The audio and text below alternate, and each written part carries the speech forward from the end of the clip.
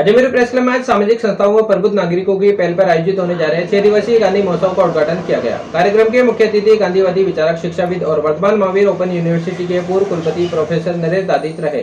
विशिष्ट वक्ता गांधीवादी विचारक पराग मांदले रहे और कार्यक्रम की अध्यक्षता DL त्रिपाठी ने की।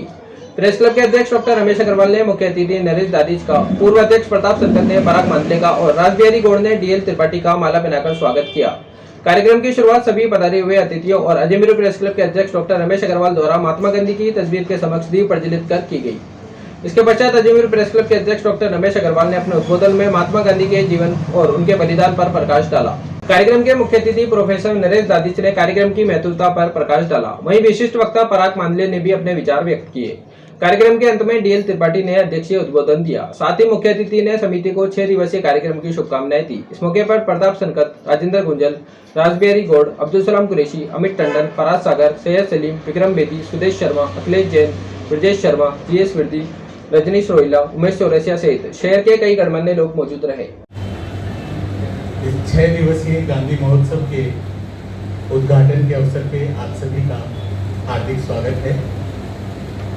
हमें प्रसन्नता है कि हमारे आज के कार्यक्रम के मुख्य अतिथि प्रोफेसर नरेश दादिच, पूर्व कुलपति वर्तमान महावीर कोटा विश्वविद्यालय व सुप्रसिद्ध गांधी विचारक हमारे बीच पधार चुके हैं।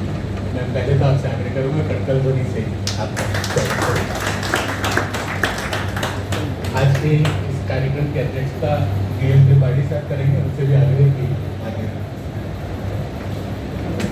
और इस कार्यक्रम को प्रारंभ करते हुए मैं आज के कार्यक्रम के मुख्य अतिथि अध्यक्ष जी पराग मांदले जी और रमेश जी से आग्रह करूंगा कि दीप प्रज्वलन कर इस कार्यक्रम का विधिवत उद्घाटन करें और बजट प्रस्तुत करने के लिए विनती।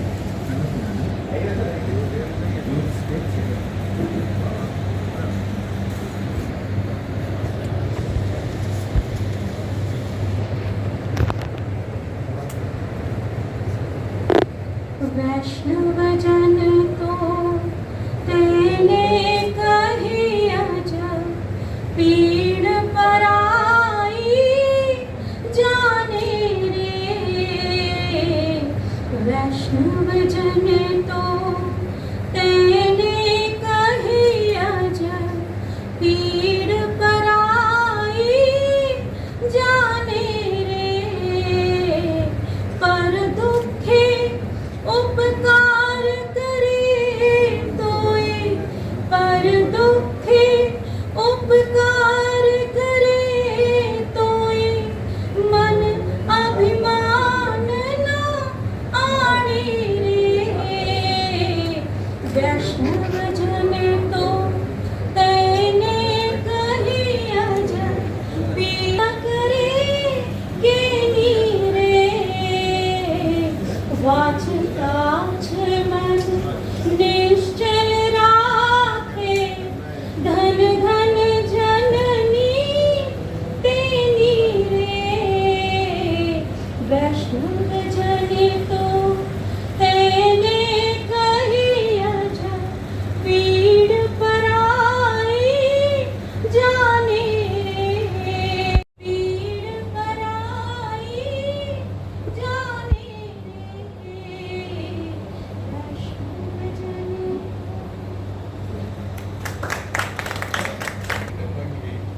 मंच पर स्थान ग्रहण करें। अजमेर प्रेस क्लब के अध्यक्ष डॉक्टर रमेश अग्रवाल से आग्रह की मंच पर स्थान ग्रहण करें। आज के कार्यक्रम में विशिष्ट वक्ता के रूप में उपस्थित श्री पराग मांदले से आग्रह है कि वे भी मंच पर स्थान ग्रहण करें।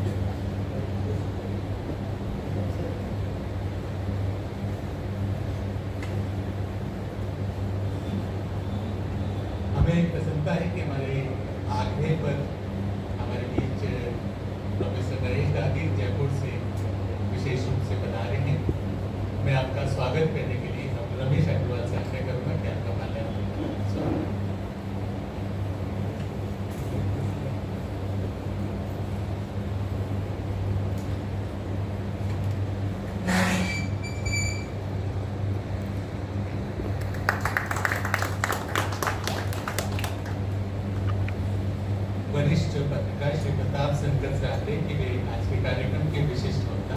पराग मांडवी जी का माल्यार्पण।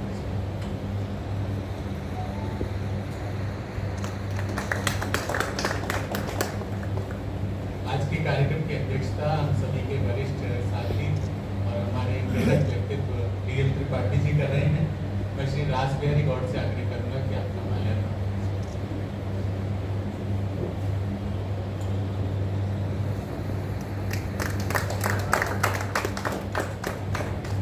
मित्रों, गांधी महोत्सव एक इस सोच के साथ हम मनाने जा रहे हैं कि गांधी जिस तरह से दुनिया के हर व्यक्ति के लिए महत्वपूर्ण है, तो दुनिया का हर व्यक्ति गांधी के होने को सेलिब्रेट कर सके।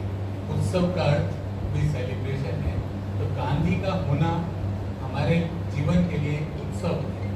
उस उत्सव में गांधी को सीखते हुए, गांधी को समझते हुए, उपयोग करते हुए और आने वाली दुनिया के लिए और आज के समय के लिए गांधी कितने महत्वपूर्ण है, इस सब को जब तक हम उसका होना खुद एक सेलिब्रेशन नहीं मानेंगे अपने भीतर से, तब तक वो किताबी रह जाएगा।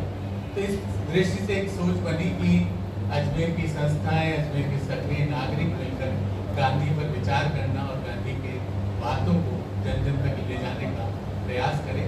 और इसी क्रम में अजमेर प्रेस क्लब के अध्यक्ष डॉक्टर रमेश अग्रवाल जी ने इसमें धुरी की भूमिका निभाते हुए इसको लीड किया कि हाँ, इस काम को हमें करना हम सब की ज़रूरत है।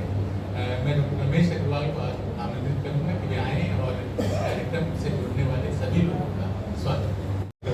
मुख्य अतिथि आदरणीय नरेश जी दादी भाई पराग मानवे, डी.एल. त्रिपाठी साहब, यहाँ पधारे हुए अजमेर के सभी प्रबुद्धजन, गांधी महोत्सव समिति और अजमेर प्रेस क्लब परिवार के सभी साथियों, जैसा कि भाई अनंत ने अभी बताया कि कुछ समय पहले इस कार्यक्रम की भूमिका बनी थी और हमारे कुछ साथियों ने, अनंत भाई, रासबिहारी जी, गुंजल साहब और प्रेस क्लब के बहुत सारे साथियों ने बातों बातों में इस बात की ज़रूरत महसूस की थी कि गांधी पर कोई बातचीत बहुत ज़रूरी है।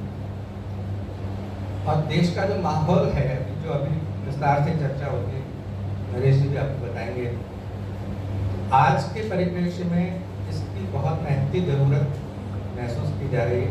इसे ही ध्यान में रखकर ये कार्यक्रम आयोजित किया गया और बहुत सीमित संसाधनों के बावजूद सभी के सहयोग से ये 6 दिवसीय ये कार्यक्रम आयोजित हो पाया। सभी साथियों ने मिलकर इसमें सहयोग किया। आज प्रेस क्लब में इसका इनॉग्रेशन है। अगले 4-5 दिन तक स्कूलों में कार्यक्रम होंगे। इस समिति के ही बहुत सारे हमारे प्रबुद्ध साथी स्कूलों में जाकर इस बारे में चर्चा करेंगे और छोटे छोटे बच्चों में गांधी के बारे में, उनके बारे में जो वास्तविक जानकारी, जो सही जानकारी, उनके व्यक्तित्व के बारे में उनको जानकारी देंगे। और 2 तारीख को माध्यमिक शिक्षा बोर्ड के सभागार में पूरे दिन के लगभग कार्यक्रम होंगे। दिन में सर्वधर्म सद्भाव सम्मेलन का भी वहाँ आयोजन किया गया है। शाम को एक भाई रासबिहारी ने नाटक जो लिखा है, गांधी जिंदा है, उसका मंचन भी होगा। हमारे साथियों की टीम है वो भी। और इसी दिन भाई गौरव दुबे के संयोजन में एक कवि सम्मेलन का भी आयोजन किया गया है, जो महात्मा गांधी को समर्पित। तो जैसा कि मैंने अभी निवेदन किया कि गांधी की आज बहुत चर्चा किए जाने की, बातचीत की जाने की बहुत ज़रूरत महसूस की जा रही है। पूरे देश का जो माहौल की भी बात हो रही थी, आज पूरे देश में इस बात की ज़रूरत महसूस की जाने लगी है। गांधी को लेकर लोगों ने सस्ती लोकप्रियता पाने के लिए ही सही, लेकिन गांधी को की आलोचना करने, उनको गाली बकने और इसको एक पैशन सा समझ लिया है। और इसमें कोई हर्ज नहीं। देखिए, लोकतंत्र है, यहाँ पर किसी की भी आलोचना करने का, किसी की भी समीक्षा करने का, किसी के भी कामों का लेखा जोखा देखने का सबको अधिकार है, होना भी चाहिए। लेकिन सबसे बड़ी जो दुखद स्थिति ये है कि गांधी को जाने बिना, गांधी को पढ़े बिना, गांधी के कृतित्व को जाने बिना उनके बारे में कुछ कहने का अधिकार किसी को कैसे दिया जा सकता है। इस बारे में कोई गुरेज की बात नहीं है कि गांधी की भी आलोचना की जाए, उनकी भी समीक्षा की जाए, लेकिन उनको जान तो लें। और इसी मकसद से ये आयोजन करने की भूमिका बनी। गांधी के बारे में आज कहा जाता है कि एक जुमला सा चल पड़ा लोगों के बीच में कि मजबूरी का नाम महात्मा गांधी। बड़ा अजीब सा जुमला है। ये वो लोग कहते हैं जो कि गांधी को जानते नहीं। गांधी को जिन्होंने पढ़ा है, जिन्होंने जाना है, उनके कार्यों को देखा है, तो महात्मा गांधी, उनकी अहिंसा जो जिसको लेकर उनकी आलोचना होती है, अहिंसा किसी कमजोर की अहिंसा नहीं थी। गांधी की अहिंसा जो थी एक मजबूत व्यक्तित्व की अहिंसा थी, आत्मबल की अहिंसा थी, सत्य की रक्षा के लिए सत्याग्रह था। तो सब के जो टूल्स जो गांधी जी ने अपनाए, उस समय की एक व्यावहारिक जरूरत थी। उन्होंने महसूस किया कि हिंसा अपनी जगह ठीक है, देखिए सत्य की लड़ाई के लिए हिंसा भी की जाए तो उसको इतना बुरा नहीं कहा जा सकता, लेकिन माहौल ऐसा नहीं था कि उसमें अहिंसा का सहारा लेकर कोई सफलता प्राप्त की जा सके। 1857 का परिणाम देश देख ही चुका था। गांधी ने भी उसका अध्ययन किया था। उन्होंने भी जाना था कि इतने बड़े देश के अंदर लोगों को ताकत के बल पर इकट्ठा करके, संगठित करके, और अंग्रेजों की जो सैन्य ताकत थी उसका मुकाबला नहीं किया जा सकता। और उसका मुकाबला करने के लिए कुछ स्ट्रेटजी बनानी पड़ेगी, और वो स्ट्रेटजी ही गांधी की नीति बन गई। गांधी ने कोई अपनी तरफ से कोई वाद नहीं चलाया, उन्होंने कोई नीति नहीं बनाई, उन्होंने कोई दर्शन नहीं दिया। उन्होंने भी टॉल्स्टॉय, रस्किन और गीता और महाभारत और इनको पढ़ के वहीं से ही उन्होंने ज्ञान प्राप्त किया। उसी को इस देश के परिवेश के अंदर उसको इम्प्लीमेंट करने का उन्होंने प्रयास किया, और इसमें वो काफ़ी हद तक सफल भी रहे। अहिंसा का मार्ग जो उन्होंने अपनाया, उसके पीछे भी देखिए बहुत एक व्यावहारिक सोच थी। अहिंसा की दो सबसे बड़ी दिक्कतें होती है। एक तो हिंसा की सबसे बड़ी जो दिक्कत होती है, सबसे बड़ा तो क्या, हिंसा को एक बार शुरू करने के बाद नियंत्रित किया जाना बड़ा कठिन है।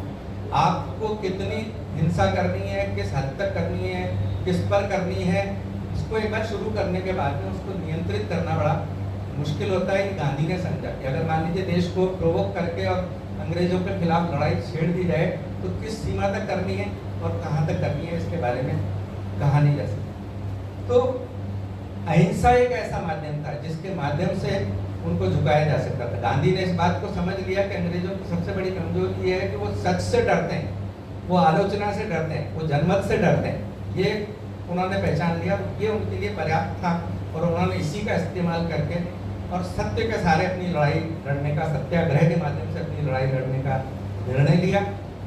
और सबसे बड़ी बात जो ये थी कि अहिंसा, देखिए उन्होंने जो सत्याग्रह की सबसे बड़ी बात थी कि निष्क्रिय प्रतिरोध। तो निष्क्रिय प्रतिरोध तभी हो सकता है जबकि सच आपके साथ में हो और सच को बताया जाए, न सिर्फ प्रतिद्वंदी को बताया जाए बल्कि जमाने को भी बताया जाए, उसको डिमोरलाइज किया जाए, लोगों को बताया जाए कि हम सच के साथ हैं। और इस सच को गांधी ने पहचान लिया कि ये देश हमारा है, इस पर हमारा राज होना चाहिए, अंग्रेजों ने इस पर कब्जा किया है, वो गलत है। और इस बात का उन्हें बार बार एहसास दिलाया जाए, उनको डिमोरलाइज किया जाए और इस सत्य के सहारे उनको बार बार झुकाया जाए। कब तक वो आखिर नहीं झुकेंगे, कब तक इस देश को छोड़ के नहीं जाएंगे। तो गांधी ने इस बात के लिए अलग जगह लोगों को एकत्रित किया और सच लोगों के सामने लेके आए। इसके लिए देखिए, सच को सामने लाने के लिए कि सच कौन कह रहा है, ये बात एक महत्वपूर्ण होती है। उसके लिए विश्वसनीयता जरूरी होती है कि व्यक्ति कौन कह रहा है। अपनी विश्वसनीयता पैदा करने के लिए गांधी ने एक लंबे समय तक तप किया, अपने जीवन को उन्होंने तपाया, उन्होंने लंबी लंबी पद यात्राएं की, उन्होंने मैला ढोने जैसे काम करके दिखाया कि बताया लोगों को कि आत्मबल क्या चीज होती है, ये काम हर एक के बस का नहीं है। उन्होंने लंबे लंबे उपवास किए, उन्होंने लोगों को जगाया, मतलब हर तरीके से उन्होंने ये साबित किया कि आत्मबल क्या चीज होती है और सच क्या होता है। सच की खातिर आत्मबल अपने आप पैदा होता है। देखिए, जो सत्य पर होता है उसी की विजय होती है, ये अल्टीमेट रियलाइजेशन है। और गांधी ने इस बात को न सिर्फ महसूस किया बल्कि एहसास भी कराया उन्होंने। तो गांधी ने इन सारे हथियारों का सहारा लिया।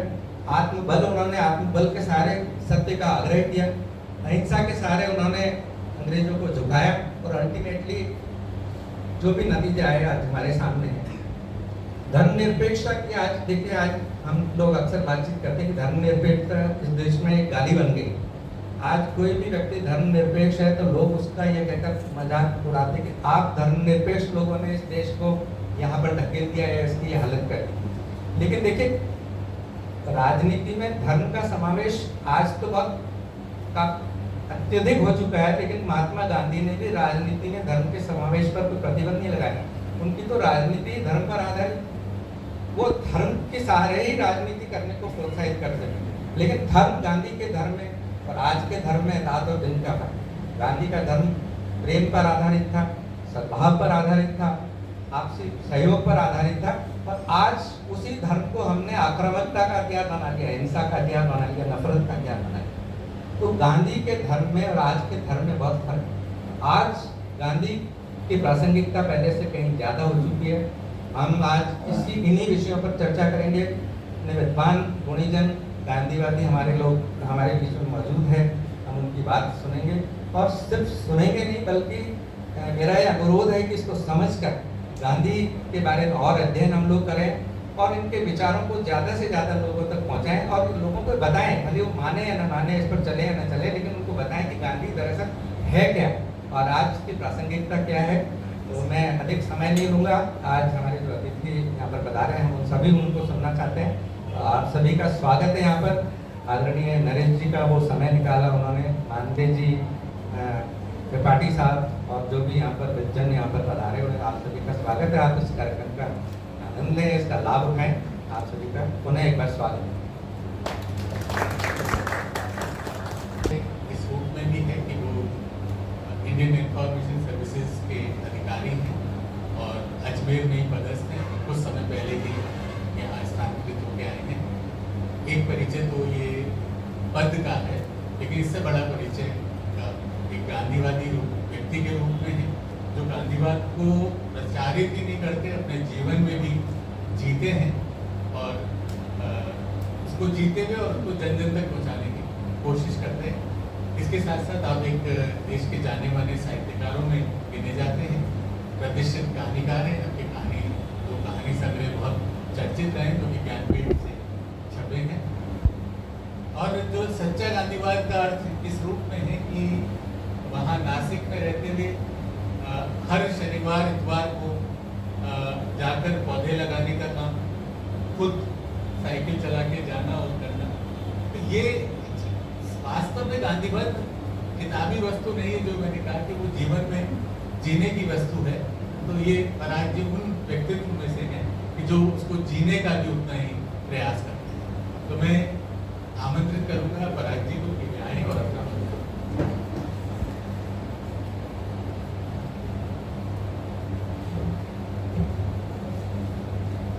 इस सभा, मुझे लगता है कि यहाँ पर जितने लोग उपस्थित हैं उनमें अधिकांश से मैं छोटा हूँ, कुछ ही लोग होंगे जिनसे बड़ा होगा। तो आप सब लोगों के सामने जिनके साथ में उम्र है, उम्र का अनुभव है, मैं क्या गांधी को कहूँ, ये एक बड़ा संकट है।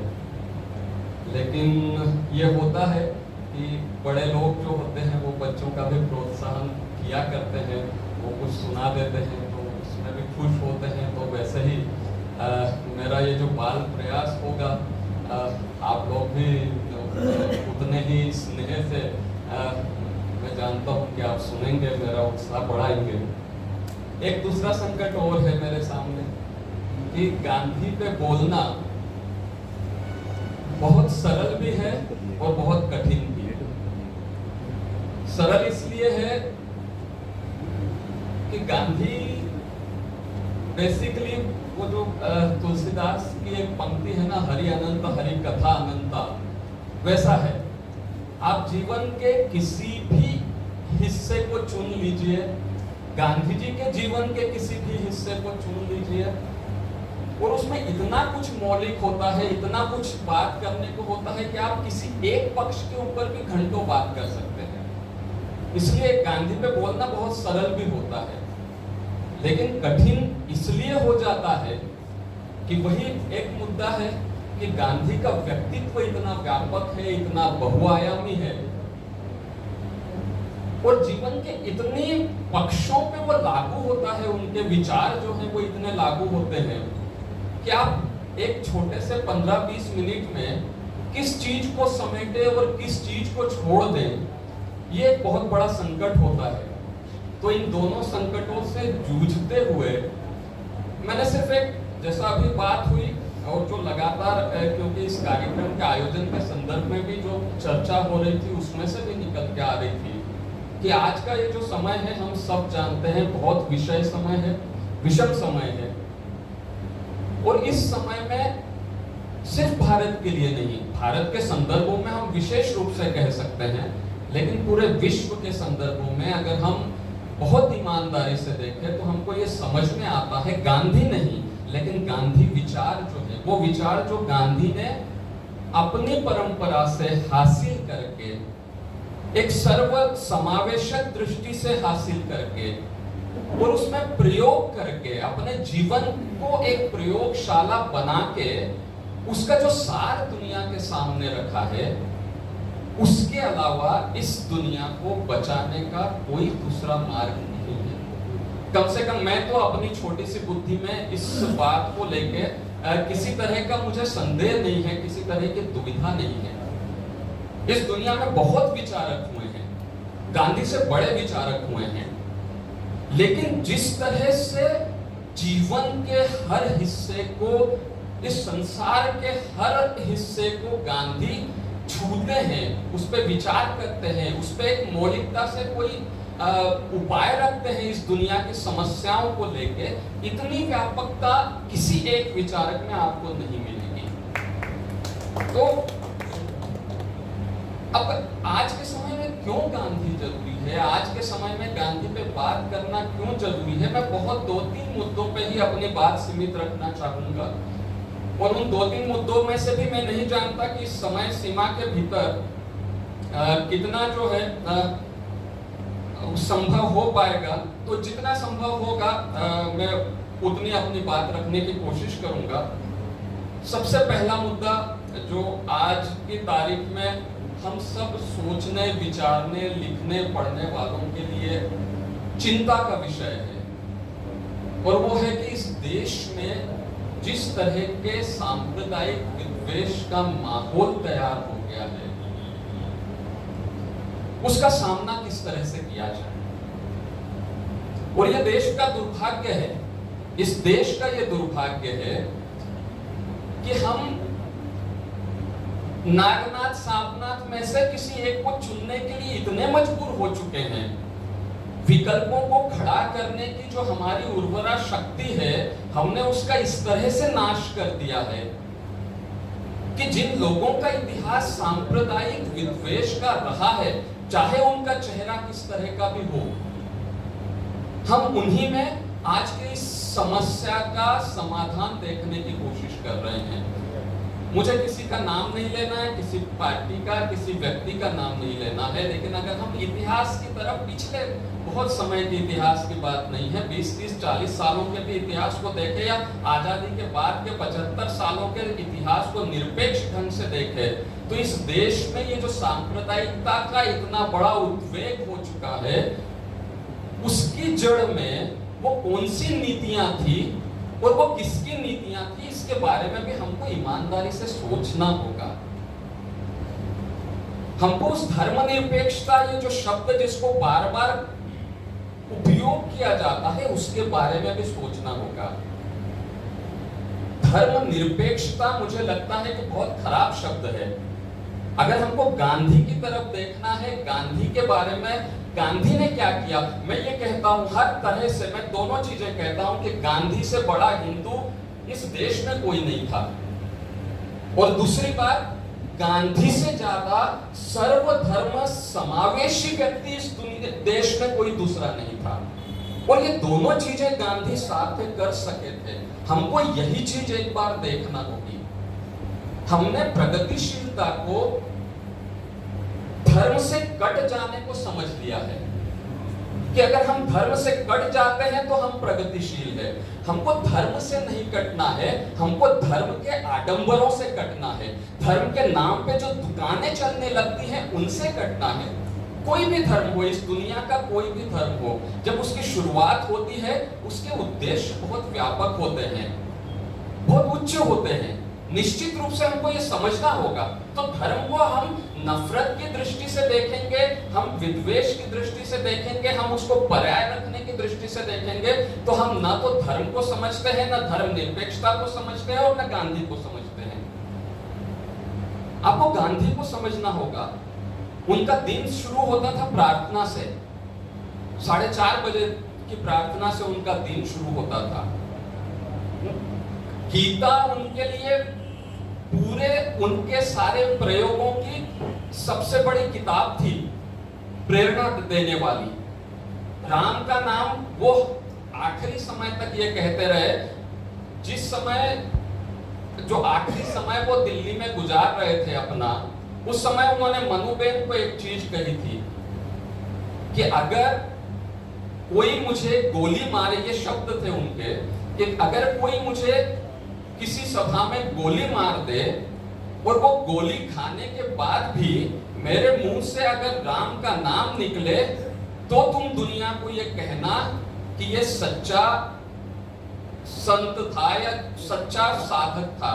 और अगर ऐसा ना हो तो तुम निश्चित रूप से ये कहना कि ये बहुत बड़ा ढोंगी था। क्योंकि मेरी सारी साधना का सार इसी चीज में है कि जिस समय कोई अगर मुझे गोली भी मार दे तो भी मेरे मुंह से किसी प्रकार की पीड़ा, किसी प्रकार की घृणा, किसी प्रकार का द्वेष ना व्यक्त हो, बल्कि वो जो एक जिसकी साधना में करते आया हूं, उस ईश्वर का नाम मेरे मुंह से निकले। वो ये गांधी है। और वो ये गांधी वही गांधी है जो नोआखली या बिहार में, जबकि पंजाब में और बड़े पैमाने पे बिहार में भी जब पूरी सेना असफल हो जाती है सांप्रदायिक दंगों को खत्म करने के लिए, रोकने के लिए, उस समय यही गांधी नोआखली में जाके वहां के सांप्रदायिक विद्वेष को दबाते हैं। और वो किस दोनों तरह से, मतलब वहां पे सोहरावर्दी नाम का जो मुख्यमंत्री था बंगाल का और जो बहुत कुख्यात था अपनी सांप्रदायिकता के लिए, अंत में वो गांधी का समर्थक हो जाता है और गांधी से विनती करता है, निवेदन करता है कि कोलकाता में जो दंगे हो रहे हैं मुसलमानों के खिलाफ, आप मेरे साथ में चलिए उसको दबाने के लिए। और उसके बाद में जब नोआखली में गांधी जाते हैं हिंदुओं के खिलाफ होने वाली घटनाओं को रोकने के लिए, तो वो पूरा साथ देता है और उसके बाद भी उनके साथ में रहता है। तो ये जो बदल देने वाली जो चीज है किसी व्यक्ति के भीतर के विद्वेष को, वो कब आपके भीतर आती है? जब आप उस धर्म को समझते हैं, उस धर्म के मूल तत्वों को समझते हैं। हम धर्म के मूल तत्वों को समझे बिना सिर्फ धर्म का विरोध करके हम इस देश में बदलाव नहीं ला सकते, ये हम लोगों को समझ लेना होगा।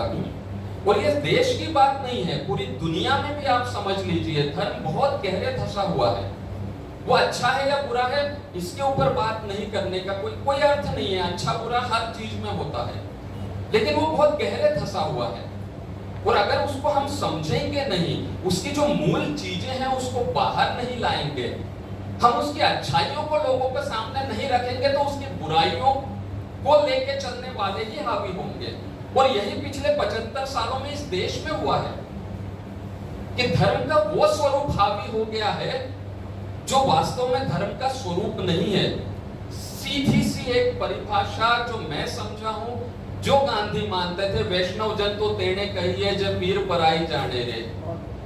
एक सीधा सा सिद्धांत है, एक सीधी सी कसौटी है कि धर्म, किसी भी धर्म की कोई भी बात अगर एक व्यक्ति और व्यक्ति के बीच में विद्वेष करने को प्रवृत्त करती है तो आप उसको नकार दीजिए। यह सीधी सी कसौटी है। इस एक कसौटी पे हम क्यों नहीं लोगों को यह समझाते हैं कि हमको धर्म को देखना चाहिए।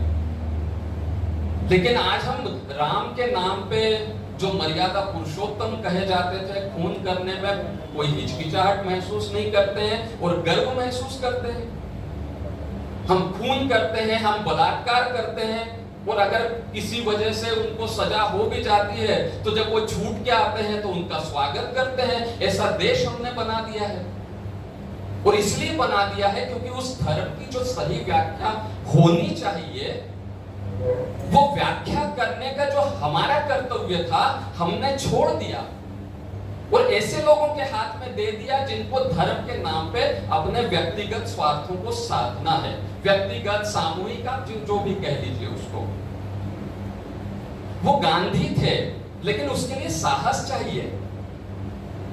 वो साहस क्या हम में है?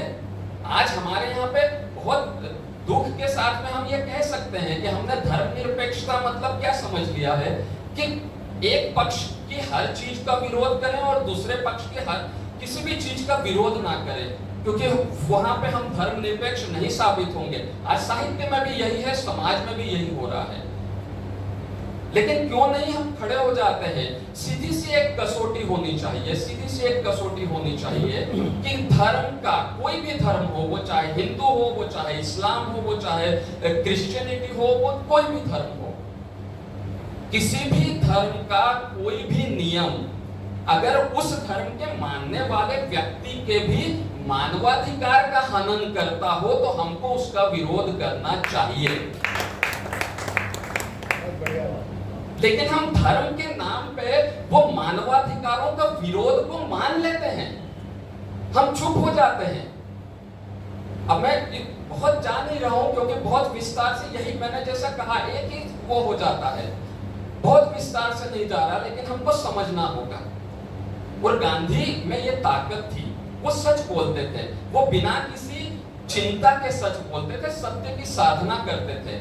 इसलिए जब दिल्ली में उनके सामने एक घटना हुई, आप सब जानते हैं कि उनका जो आखिरी उपवास था वो इसीलिए था कि दिल्ली में जो घटनाएं हो रही थी, मुस्लिमों के खिलाफ जिस तरह से हिंसा हो रही थी, उन्होंने दिल्ली के लिए प्रयोग किया और उनको विश्वास था कि अगर मैं दिल्ली में सफल हो गया इन घटनाओं को रोकने में तो निश्चित रूप से देश पे भी इसको लागू कर पाऊंगा। और उनका आखिरी अनशन, जिसको बहुत इस तरह से प्रचारित किया जाता है कि वो 55 करोड़ पाकिस्तान को देने के नाम पे था, बिल्कुल झूठ है, वो सफेद झूठ है, वो उसका 55 करोड़ से कोई संबंध ही नहीं था। वो दिल्ली में शांति स्थापित करने के लिए था।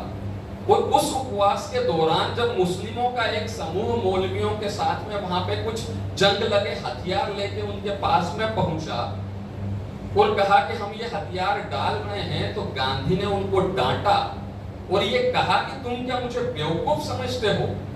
क्या मुझे ये पता नहीं है कि तुम किस तरह से अपनी तैयारियां कर रहे हो लड़ने की, प्रतिरोध करने की, और मेरे सामने इस तरह के 4 जंग लगे हथियार लाके नाटक कर रहे हो?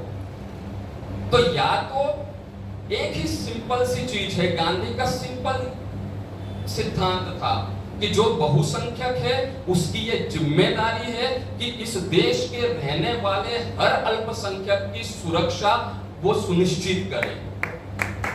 लेकिन जो अल्पसंख्यक है उनकी भी ये जिम्मेदारी है कि वो अपने बहुसंख्यकों पे किसी भी कीमत पर विश्वास करे। गांधी का कहना था कि अगर तुमको अपने सरकार पे भरोसा नहीं है तो तुम किस, और तुम खुद अगर अपने हथियार उठा के ये सोचते हो कि तुम ये लड़ाई लड़ लोगे तो तुमसे बड़ा बेवकूफ कोई नहीं है, क्योंकि इस देश में तुमसे ज्यादा संख्या है बहुसंख्यकों की। तो तुमको विश्वास करना पड़ेगा, तुमको अपनी सरकार, तुम्हारे देश की सरकार पे तुमको विश्वास करना पड़ेगा। और आज दुखद स्थिति ऐसी है कि मैं इस कैसे ये कहूं कि हम उन चीजों को समझे बिना आज इस स्थिति में आ गए हैं कि अब हम इस देश की किसी भी संस्था पे विश्वास नहीं कर सकते हैं। इस पूरी स्थिति में हम आ गए हैं, वो चाहे कोई भी संस्था हो, किसी भी तरह की संस्था हो। तो हमको ये समझना होगा, अगर हमको ये गांधी के मार्ग से चलना है तो हमको हर बुराई का विरोध करना होगा बिना कोई लेबल देखे, पहली चीज। दूसरा, एक छोटा सा एक और, क्योंकि समय हो जाएगा इसलिए मैं बहुत विस्तार में नहीं जा रहा हूं, एक छोटी सी और चीज है, और वो है इस देश में जिस तरह से धर्म की या धर्मनिरपेक्षता की एक गलत व्याख्या हो गई है, उसी तरह से देश में भी और दुनिया में भी विकास की एक बहुत गलत संकल्पना पैदा है, हो गई है, लागू की गई है, लागू की जा रही है। और उस संकल्पना में सीधा सा है कि किसी एक व्यक्ति के विकास को पूरे देश का विकास समझ लेना। हमारे देश का एक व्यक्ति इस दुनिया का दूसरा सबसे अमीर व्यक्ति हो जाता है, लेकिन हम ये नहीं देखते हैं कि उसकी वो जो अमीरी है वो किसके कीमत पे हुई है। जब भी हम कहीं पे मिट्टी का एक ढेर लगाते हैं तो उस ढेर को लगाने के लिए हमको कहीं और एक गड्ढा करना पड़ता है। वो गड्ढा किए बिना हम मिट्टी का ढेर कहीं पे लगा नहीं सकते हैं। तो अगर किसी एक या दो या कुछ सौ या कुछ हजार लोगों के पास में इस देश का 60, 70, 80% संपत्ति इकट्ठा हो रही है तो वो किसकी कीमत पे हो रही है, हमको ये समझना पड़ेगा। और हमको फिर विकास की हर उस संकल्पना का विरोध करना पड़ेगा। लेकिन होता क्या है कि आज हमको कुछ मिल रहा है अगर इस नीति से, तो हम उसमें समाधान मान लेते हैं। हम उस आखिरी व्यक्ति के बारे में नहीं सोचते हैं जिसकी बात गांधी करते हैं। आज हर व्यक्ति, हर संस्था, हर सरकार बात करती है उस आखिरी व्यक्ति की जो वंचित है विकास के हर लाभ से, लेकिन उसकी हर नीति जो है वो किसी एक खास समूह के हितों को, आर्थिक हितों को बढ़ावा देने वाली होती है। वरना 8 साल में कोई एक जो है 50वें नंबर से सीधे दुनिया के दूसरे नंबर का अमीर नहीं बन जाता है। इतना आसान नहीं होता है ये। दूसरी चीज हमको ये भी समझना होगा कि गांधी आप किस चीज को चाह रहे हैं। आप देश के हर व्यक्ति को खुशहाल देखना चाहते हैं, या ये देश जो है वो आज 5वीं सबसे बड़ी अर्थव्यवस्था है उस पर खुश होना चाहते हैं। इस दुनिया के जो सबसे खुशहाल देश हैं, जहां पे सच में खुशियां है ना, जो आनंद है, जहां प्रसन्नता है, वो फिनलैंड है, वो स्वीडन है, वो भूटान है, न्यूजीलैंड है। एक अर्थों में ये 3-4 देश जो हैं वो सबसे पहले 5 देशों में आएंगे जहां खुशहाली है। लेकिन ये कोई भी देश जो है इस दुनिया की बड़ी अर्थव्यवस्था नहीं है। तो सवाल ये है कि आपके देश में जो संसाधन है, उन संसाधनों का उपयोग आप अपने देश के तमाम लोगों के हित में किस तरह से कर रहे हैं। गांधी विरोधी थे मशीनों के, लेकिन मशीनों के विरोधी नहीं थे, मशीनी संस्कृति के विरोधी थे। गांधी उन मशीनों के विरोधी थे जो एक व्यक्ति को फायदा पहुंचाने के लिए 50 व्यक्तियों का रोजगार छीन लेती है। गांधी कहते थे नहीं जरूरत है हमको इस विकास की, नहीं चाहिए ऐसी मशीनें जो एक दिन में 1000 मीटर कपड़ा बुनती हो। उससे बेहतर यह है कि 100 लोग 10-10 मीटर कपड़ा बुने। उन 10 का पेट भरना चाहिए, उनका परिवार चलना चाहिए। लेकिन आज हम सेज के माध्यम से, बड़े बड़े आर्थिक इकोनॉमिक जोन के माध्यम से इस सारी नीतियों के खिलाफ चल रहे हैं। हम बड़े बड़े हाईवे बना रहे हैं और बड़े खुश होते हैं। किनके लिए है वो हाईवे? आपके मेरे लिए नहीं है। आप जयपुर से अजमेर कितनी बार आते होंगे, या मैं जयपुर से अजमेर से जयपुर कितनी बार जाऊंगा। लेकिन ये जो दिन रात ट्रक चल रहे हैं, जो सामानों को, जो चीजों को इधर से उधर लेके जा रहे हैं, ये उनके लिए बने हुए हैं। ये व्यापार के लिए है ये हाईवे, जिसको हम गलती से अपने हित के लिए समझ लेते हैं। और हम कभी महीने, 2 महीने, 4 महीने में जाते हैं और उसमें 2 घंटे पहले पहुंच जाते हैं तो बड़ा खुश हो जाते हैं। लेकिन जब ये हाईवे बनते हैं तो कहीं कोई एक पहाड़ टूटता है। सीमेंट हवा में नहीं बनता है, उसके लिए जो गिट्टियां होती हैं वो गिट्टियां हवा में नहीं आ जाती हैं, रेती हवा में नहीं आ जाती है। तो हम पूरी पारिस्थिति को, हम पूरे पर्यावरण का नाश करके ये विकास के रास्ते तैयार करते हैं। पूंजीवादी व्यवस्था में एकमात्र उद्देश्य होता है ज्यादा से ज्यादा मुनाफा, और इस ज्यादा से ज्यादा मुनाफे में ज्यादा से ज्यादा शोषण शामिल होता है। वो शोषण व्यक्तियों का भी होता है, वो शोषण संसाधनों का भी होता है, और वो शोषण पर्यावरण का भी होता है। और गांधी शोषण की किसी भी व्यवस्था के खिलाफ खड़े होते हैं। तो हमको ये समझना होगा इस अवधारणा को भी। बहुत बड़ा है और मुझे लगता है कि मुझे जो समय दिया गया था वो इतना ही है। तो आखिर में मैं सिर्फ इतना निवेदन करूंगा, क्योंकि वही जैसा मैंने कहा, हरि अनंता हरि कथा अनंता है। आज निश्चित रूप से मेरी बहुत कम उस तरह से उम्र है, लेकिन मैं उन लोगों में से हूं जिसकी शुरुआत गांधी विरोध से हुई थी, है ना। जैसे जवानी में हर कोई मानता है विभाजन का जिम्मेदार गांधी, 55 करोड़ देने वाला गांधी, मुसलमानों का जानबूझ के क्या तुष्टीकरण करने वाला गांधी, हर इस देश के हर दुखों का कारण एकमात्र गांधी। मेरी भी शुरुआत उसी तरह से हुई थी, लेकिन मैंने गांधी को पढ़ने की कोशिश की, क्योंकि क्या है, जिसका विरोध करना है उसको समझ लेना जरूरी होता है, और आपको समझ लेने के लिए उसको पढ़ना पड़ेगा। और जब पढ़ते हैं, जब गांधी को पढ़ते हैं तो आंखें खुलती हैं। दिक्कत यह है कि आज गांधी के बारे में, गांधी के विरोध में जितने लोग बोलते हैं उन्होंने गांधी को पढ़ा नहीं होता है ना। आजकल तो व्हाट्सएप यूनिवर्सिटी है, उसके मैसेजों से गांधी को समझा जा रहा है, वैसा नहीं होता है। लेकिन अगर आप गांधी को पढ़ेंगे और गहराई से उस पर चिंतन मनन करेंगे तो आपका विरोध तो आपको मूर्खता लगने लग जाती है फिर मैं ये फिर कह रहा हूं, कोई एक ऐसा क्षेत्र नहीं है। गांधी को समझना सिर्फ राजनीतिक गांधी को समझने से काम नहीं चलेगा, आपको आध्यात्मिक गांधी भी समझना पड़ेगा। और एक जो तीसरी चीज जो छूट गई है, एकदम 1 मिनट में मैं कहना चाहता हूं कि एक समाज सुधारक गांधी है जो इन दोनों से भी बड़ा है।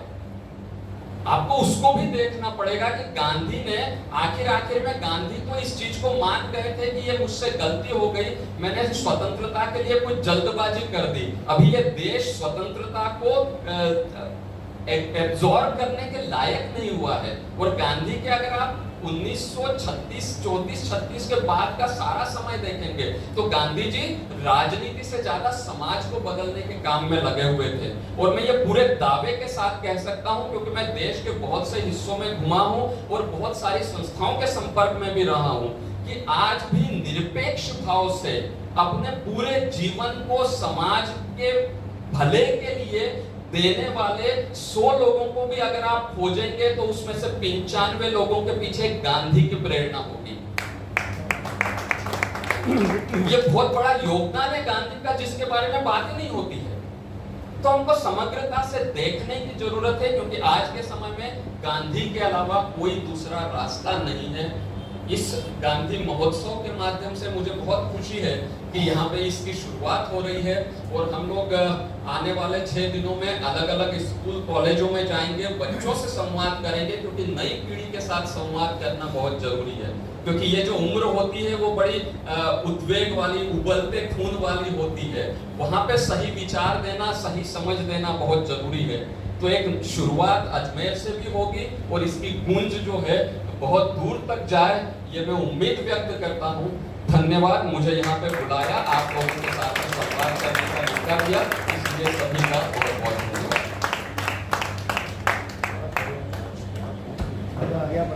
फर्क है कि हम जिस दिशा में बढ़ रहे हैं उस दिशा में बढ़ना हमारे लिए एक अच्छे रास्ते पर हम पहुंच पाएंगे और एक अच्छी मंजिल तक पहुंच पाएंगे। मित्रों, डॉक्टर नरेश दालीच पॉलिटिकल साइंटिस्ट हैं। सुरेश कुमार जी, हेमंत साहब,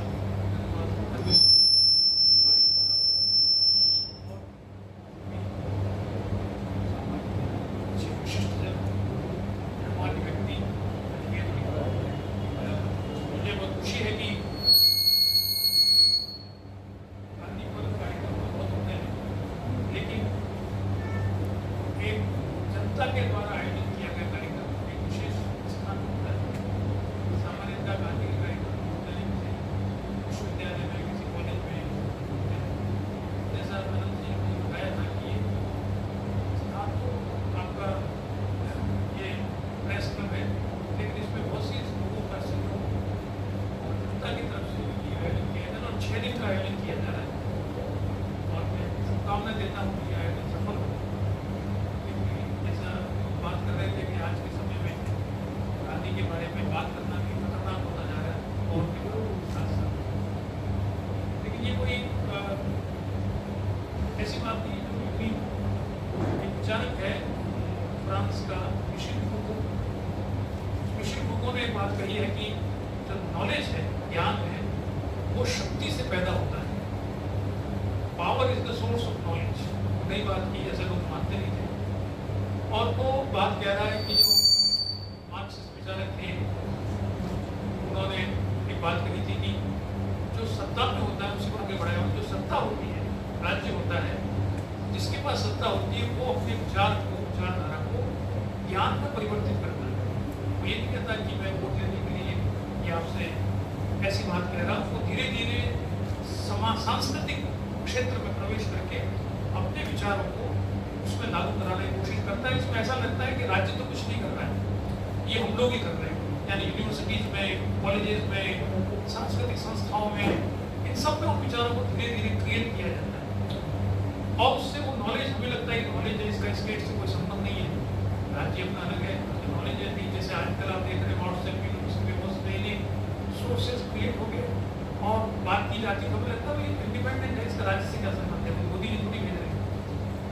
तो मिशेल फूको ने कहा कि नॉलेज जब समाज में आती है वो पावर के द्वारा क्रिएट की जाती है। उसको धीरे धीरे, क्योंकि उसके पास बहुत शक्ति होती है, तो वो नॉलेज को समाज में धीरे धीरे फैलाता है। जिससे दूसरे विचार निकालते हैं कि कल्चरल हेजेमनी जिसके माध्यम से फैलाया जाता है। तो जो आज का समय है, वो जो सत्ता में लोग हैं वो जानते हैं कि वो गांधी के विरोधी है मुख्य रूप से। इसलिए वो गांधी के बारे में जो बातें हम कहते हैं, जो सोचते हैं, हमको आज से 15-20 साल पहले सोच ही नहीं सकते थे कि गांधी के बारे में कोई ऐसी बात भी कर सकता है। आलोचनाएं तो सबकी होती है, लेकिन जो भाषा, जो भाव, जो ऐसे नए प्रकार के अनर्गल तथ्य, जो तथ्य है ही नहीं, जिसे पोस्ट ट्रुथ जिसे कहते हैं, फॉल्स ट्रुथ, ये 15-20 साल पहले हम सोच नहीं सकते। आलोचनाएं तो हमेशा होती है। उस माहौल में हम लोग रह रहे हैं और ऐसे माहौल में 6 दिन का आप कार्यक्रम कर रहे हैं, तो आप सब लोग साथ बात मैं गोदाम की महसूस कर रहा हूँ यहाँ पर आ गया। लेकिन मैं बात शुरू करने से पहले ये जो मैंने आपको प्राकथन बताया है, इसके बारे में कहना चाहूँगा। जो राहत इंदौरी ने कहा है, जो आज साहिब मसनद हैं वो कल नहीं होंगे, जो आज साहिब मसनद हैं वो कल नहीं होंगे, किराएदार हैं, जाति मकान थोड़ी है, घर का काम थोड़ी है, किराएदार हैं, एक बार आ गए, 2 बार आ गए, 3 बार रह लिए, एक्सटेंशन मिलेगा नहीं मिलेगा पता नहीं किसी को। इसलिए घबराने की कोई जरूरत नहीं है, वो अपना काम करें, हम अपना काम करें। तो गांधी के बारे में अगर हम बात करें तो मैं सबसे पहले ये बात करना चाहूँगा कि गांधी को समझने में समस्या क्या है। ये जो सारी बातें हम कर रहे थे, आप बड़ा अच्छा विवरण किया, उसमें समस्या आती क्यों है, ऐसा क्यों है? हम सोचते हैं कि इसकी, जैसे हम राम के बारे में, कृष्ण के बारे में, महावीर के बारे में, बुद्ध के बारे में बात करते हैं तो हमें कोई समस्या नहीं आती। आप उस पंथ को मानते हो नहीं मानते हो, लेकिन हम उनकी बातों कहते हैं, हाँ ये बात है, हम कर सकते हैं नहीं कर सकते, उससे एग्री करते हैं नहीं करते, वो अलग है। लेकिन गांधी के बारे में बात करते समय बड़ी समस्या आती है। क्यों ऐसा? क्योंकि हम उनका जो स्टेटस है गांधी का, वो साधारण जो पॉलिटिशियन उसके समान नहीं है। यानी गांधी पे बात करना नेहरू पे बात करने के समान नहीं है, पटेल की बात करने के समान नहीं है, इंदिरा गांधी के बारे में बात करने के समान नहीं है, अब्राहम लिंकन के बारे में बात करने के समान नहीं है। गांधी का बारे में बात करना एक अलग स्टेट है, अलग तरह से बात की जाती है। उसका एक सबसे बड़ा बहुत से कारण है जो मैं पहले थोड़ा सा आपको बताना चाहूंगा, क्योंकि ये जरूरी हमको समझना कि समस्या क्या आती है, क्यों इस तरह की मिस इंटरप्रिटेशन हो रही है। पहली बात सबसे महत्वपूर्ण ये है कि वो हमारे बहुत नजदीक, जिसे कहते हैं घर की मुर्गी दाल, बहुत नजदीक है समय की दृष्टि से। हम उनकी हर छोटी छोटी बात को जानते हैं और वो नजदीक भी हैं और बहुत ही ओपन थे। उन्होंने 1925 में अपनी ऑटोबायोग्राफी लिखी, तो उनसे कहा गया, उसने अपने ऑटोबायोग्राफी के प्रीफेस में लिखा है कि मेरे से लोगों ने कहा कि आप अपनी आत्मकथा क्यों लिख करना चाहते हो, क्योंकि भारत में तो कोई आत्मकथा लिखता ही नहीं है, भारत की ट्रेडिशन ही नहीं है। कि भारत में तो लोग कहते हैं कि हम तो ईश्वर के ने जो कहा है विचारों को आगे बढ़ाने वाले हैं।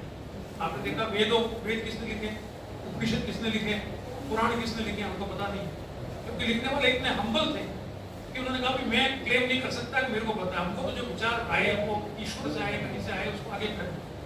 हम इतनी दृष्टता नहीं कर सकते कि अपना नाम उसमें दें, हम इतने, हमारे विचार नहीं है ये अनंत विचार है, ये हमेशा रहे प्रकार। इसलिए भारत में परंपरा रही है कि ऑटोबायोग्राफी नहीं लिखी जाती, इसलिए यहाँ हिस्ट्री में प्रॉब्लम है, बहुत सी प्रॉब्लम आती है, इतिहास तो इसलिए आती है, भारत वालों ने लिखा ही नहीं, इतिहास, इसलिए आजकल तो मिथ को इतिहास मान रहे हैं। वो समस्या इसलिए आती है कि हमारी ट्रेडिशन है कि खुद को कुछ महान मत मानो। हम बाद में के साथ अब सेकंड फेज को लिखो, उन्होंने 1921 तक की बातें लिखी थी, क्योंकि उससे 1919 तक की बातें, उसके बाद 2 साल की उन्होंने संक्षिप्त में विवरण किया है। उनसे कहा गया साहब सेकंड वॉल्यूम शुरू करें आप, तब उसने कहा, गांधी ने जिसको जरूरी हमको जानना, उसने कहा कि अब मेरे को कुछ लिखने की आवश्यकता नहीं है, क्योंकि अब मेरी जीवन एक खुली किताब, अब मेरे को सब लोग जानते हैं मैं क्या, मैं 24 घंटे पब्लिक आई में हूँ, इसलिए मेरे को कुछ बताने की आवश्यकता ही नहीं है कि मैं क्या कर रहा हूँ, सबको पता है मैं क्या कर रहा हूँ। ये पहला वाला जीवन था वो सबको मालूम नहीं था, इसलिए मैंने बताया। अब मैं सेकंड वॉल्यूम नहीं लिखूंगा, because it is open, it is an open lesson, open book, जिसको सब लोग जानते हैं।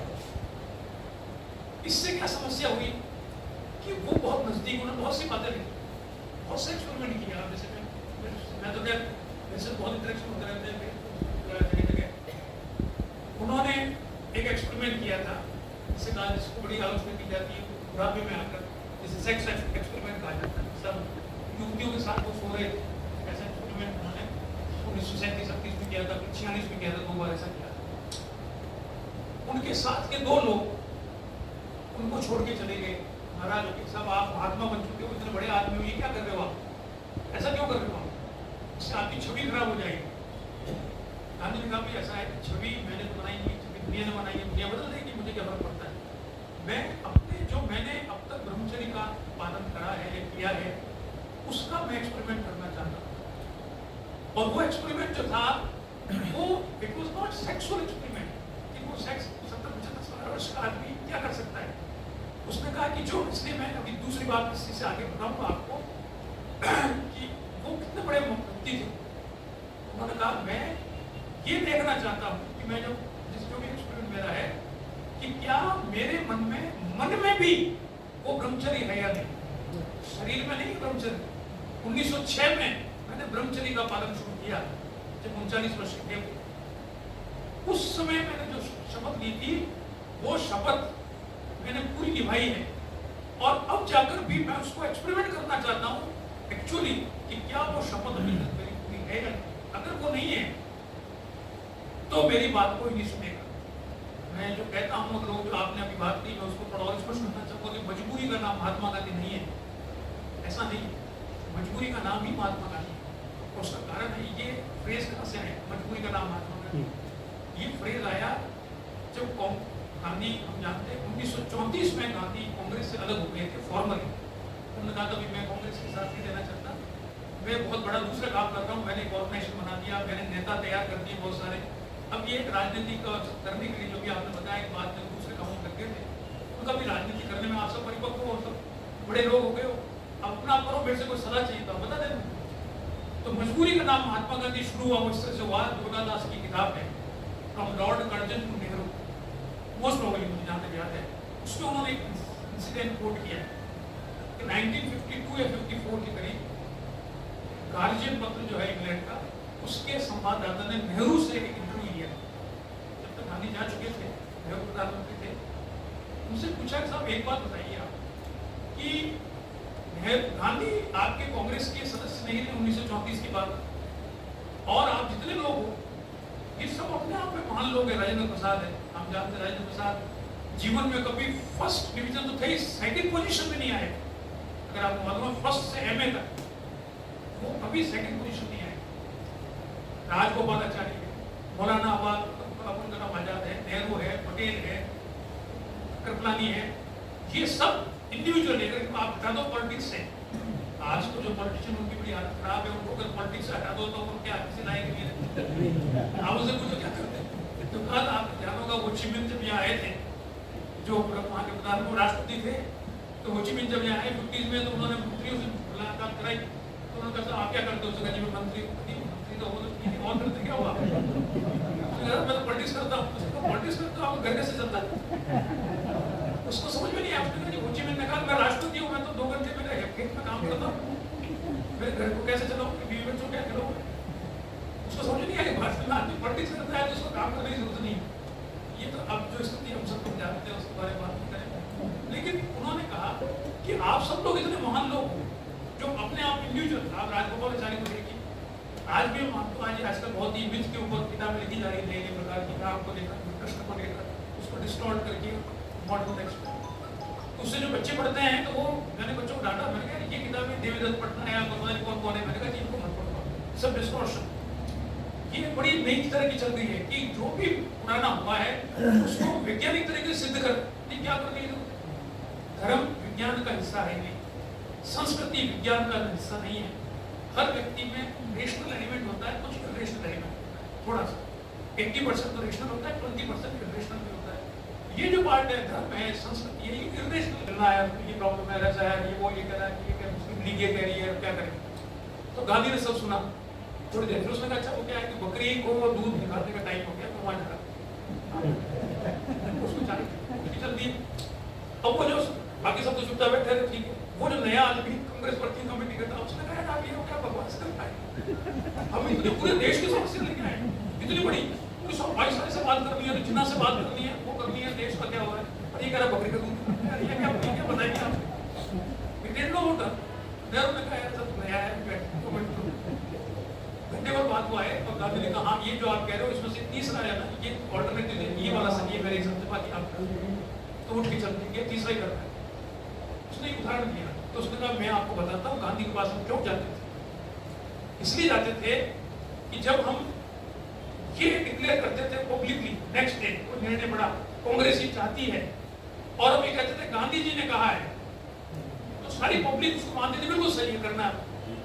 और हम ये शब्द नहीं लिखे कि गांधी जी ने कहा है, तो कहते यार डाउट है, उनको पूरी जनता को, भारतीय जनता को, हम पर तो फिर भी डाउट हो जाता है, सब इसका हमारा कोई स्वार्थ होगा। गांधी ने कहा है कि उनको ये सबको क्लियर है कि उनका स्वार्थ नहीं है, गलत हो सकता है, ह्यूमन डिसीजन होते हैं, गलत हो सकता है, उसका परिणाम कुछ और हो सकता है, लेकिन सबको पूरा विश्वास है कि गाइडेंस जो होते हैं, वाक्य होते हैं, उनको हम रिकॉग्नाइज करते हैं हमारे एकेडमिक फील्ड में। एक तो होता है we should be logically consistent, अगर कोई कह रहा है लॉजिकली कंसिस्टेंट है तो मानते हैं ठीक है, इसको बहस ये बहस के लिए एग्री होगी, और इट इज एम्पिरिकली प्रूव या फैक्ट्स वेरीफाइड हो तो हम कह सकते हैं बात हो सकती है, चाहे वो लॉजिकली प्रूव नहीं लगे लेकिन वेरीफाइड हो, इसको वेरीफाइड किया जा सकता है। जैसे कई बार जैसे एक्सीडेंट होता है, कहीं पर तो एक्सीडेंट होता है तो हम कहते हैं साहब ये तो लेफ्ट में जा रहा था, दूसरा कह रहा था मैं भी लेफ्ट में जा रहा था, तो एक्सीडेंट कैसे हो गया?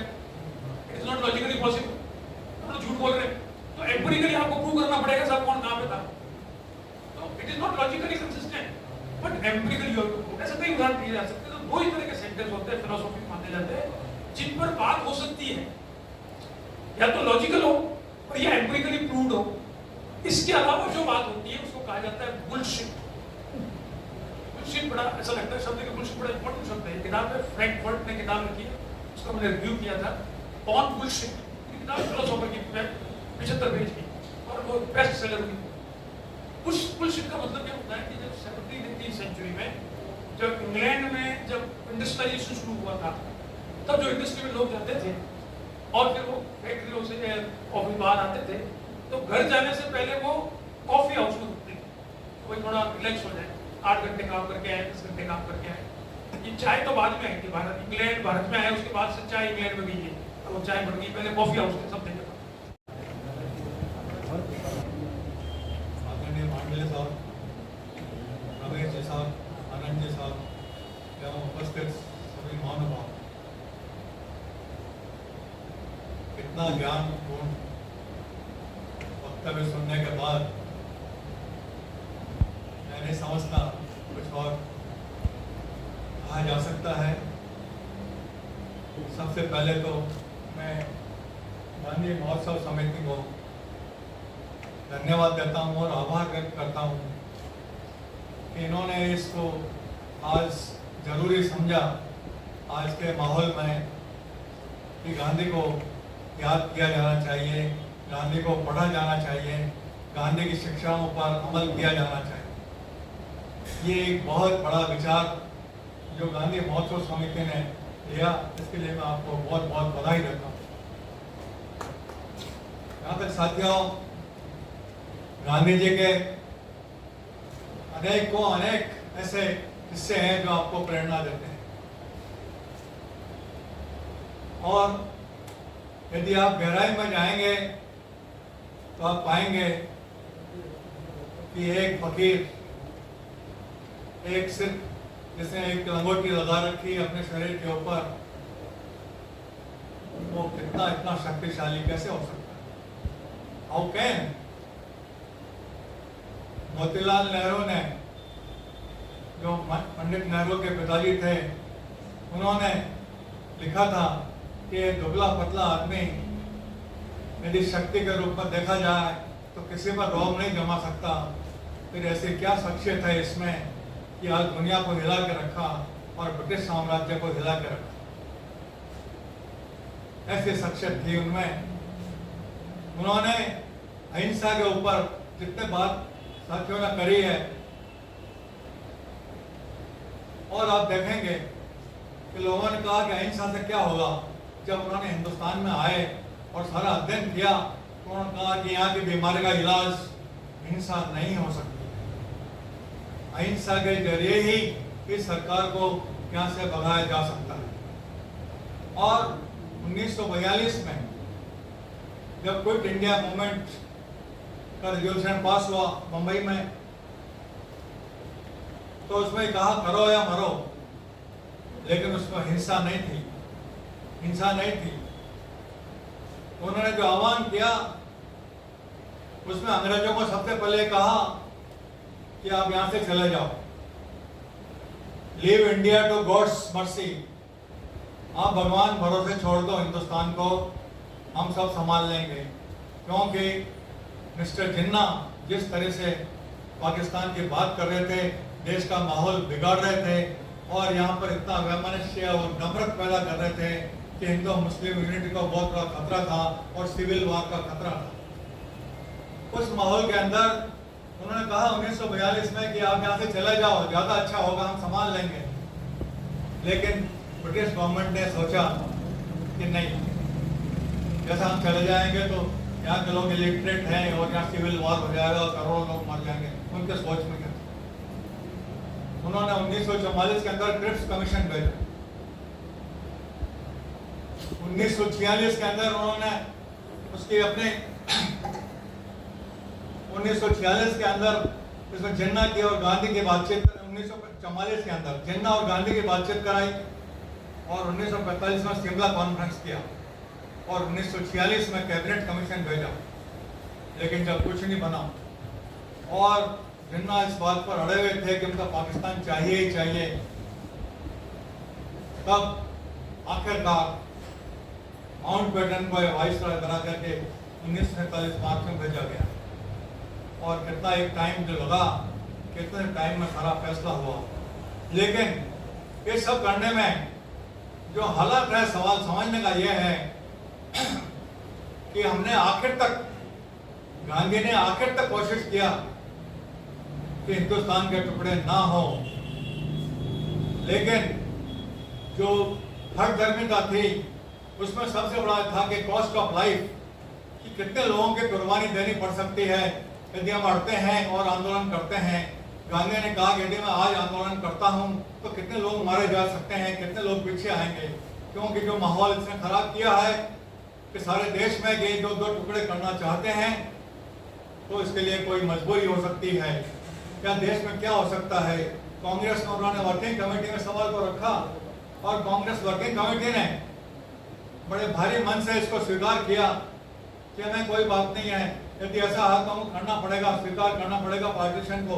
लेकिन पार्टीशन स्वीकार करने के बाद में 4 जून को गांधी ने ये लिखा कि मेरे को दोषी मत करना, I am not the culprit for it. यदि कल्प्रिट हो तो आप सारे लोग हो, देश के लोग बाग जिन्होंने यहाँ पर सिविल वॉर की स्थिति पैदा कर रखी है, और आज इसका नाम कह दिया, ऐसा होता है तो कोई भी इसका नाम कह दे, उसकी कैजुअलिटी क्या होगी, उसके लिए कौन जिम्मेदार होगा।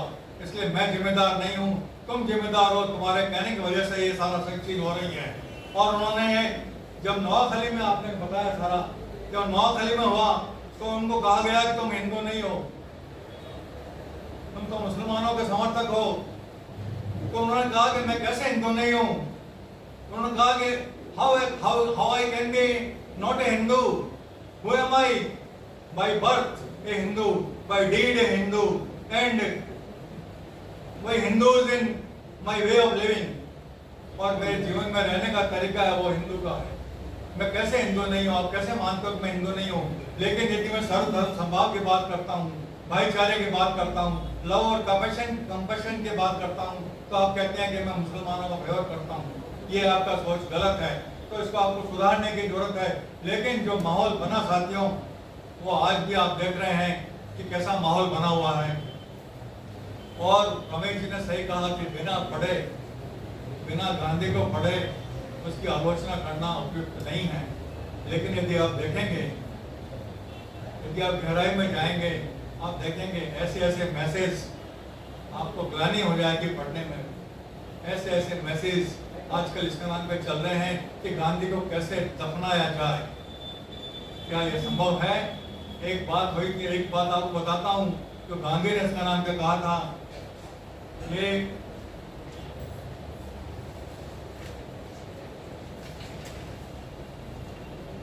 1968 के अंदर अमेरिका में मार्टिन लूथर किंग जूनियर का गोली मारी गई। तब गांधी ने उनसे कहा कि they feel they have killed you. Now you can never be killed. So far you believe in non-violence, truth, compassion, love and brotherhood.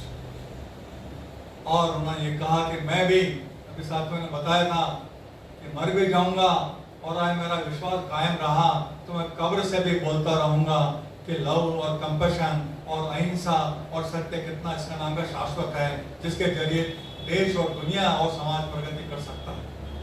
ये उन्होंने माहौल बताया, इसका नाम सारा बताया। और जब मार्टिन लूथर किंग जब काम कर रहे थे तो उन्होंने कहा कि मैंने दुनिया में अपने जीवन में कई दार्शनिकों को पढ़ा है। उसमें मैंने मार्क्स को पढ़ा है, मिल को पढ़ा है, लेनिन को पढ़ा है, होब्स को पढ़ा है, बेंथम को पढ़ा है, सबको पढ़ा है। लेकिन जो मैं मानता था कि क्राइस्ट ने हमको एक ध्येय दिया है, एक मिशन दिया है, लेकिन आज ये मैं कह सकता हूँ कि इस मिशन पर पहुंचने का रास्ता, मार्गदर्शन गांधी ने मुझे कराया। ये उनका कहना। ऐसे माहौल में साथियों, जो आज बात है हमारे साथ में कि वो जो शाश्वत है वो उनकी विरासत है। वो क्या है कि हम सत्य अहिंसा आदर्शों के लिए गांधी को स्वयं को हम जो इसका नाम क्या याद करते रहेंगे हमेशा के लिए। और साथियों, एक और बात आपको बताना चाहता हूं मैं कि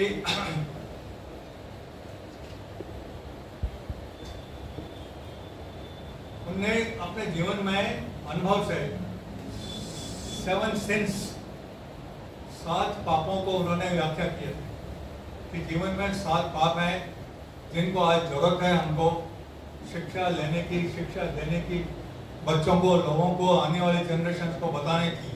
और वो क्या है? वेल्थ विदाउट वर्क, यानी आप धन कमाए बिना काम किए हुए, बिना मेहनत किए हुए, ये पाप है। रिलीजन विदाउट सेक्रीफाइस, आप किसी धर्म को मानते हैं और त्याग की भावना नहीं है, वो धर्म का मानना गलत है। नॉलेज विदाउट कैरेक्टर, बिना चरित्र के आपका ज्ञान अधूरा है।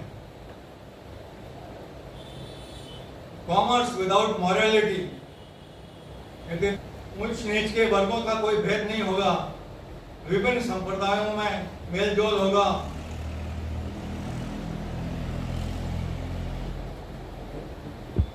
गरीबों, शिक्षितों और धनवानों का कोई वर्चस्व नहीं होगा कि वो सारे सत्ता पर आकर बैठ जाएं और शोषण करते रहें। राष्ट्रवाद मेरे लिए क्या है? राष्ट्रवाद कहते हैं तो राष्ट्रवादी हो गया, तो कहते हैं राष्ट्रवाद मेरे लिए देश प्रेम है और मानव प्रेम मेरे लिए से बढ़कर और कोई देश प्रेम नहीं है। तो ये उनका मतलब कथन था, ये उनकी कथाएं थी। मैं देश प्रेमी हूँ और मैं मानव प्रेमी हूँ। लोकशाही के लिए गाँव के लोग भी सत्ता चला सकते हैं, ऊपर 20 आदमी बैठ करके देश को नहीं चला सकते हैं, ये उनका सोच था। तो साथियों, आज जो माहौल है, हम ये महसूस करते हैं कि उनकी शिक्षाओं की, उनके ज्ञान की, उनके लड़ाई में सत्यता की और अहिंसा की, भाईचारे की, अफेक्शन की, कंपैशन की, जो बात है गहराई में वो आम लोगों तक पहुँचे, आने वाली जनरेशन को पहुँचे, उन तक पहुँचे तो हमारा सार्थक होगा।